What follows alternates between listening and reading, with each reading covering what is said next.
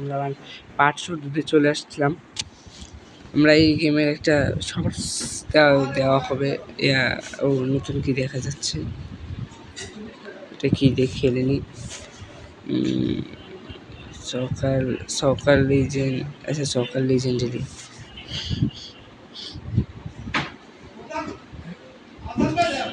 তারপরে আমরা এখানে দেখছি ও সুন্দর তো মারি ও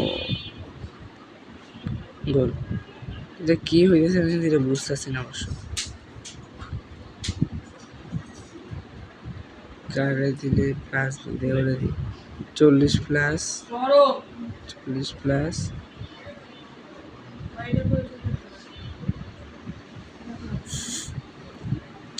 ও এত স্কোর করে তারপরে দিতে হবে। ভাগ্যিস বলটা পাইস।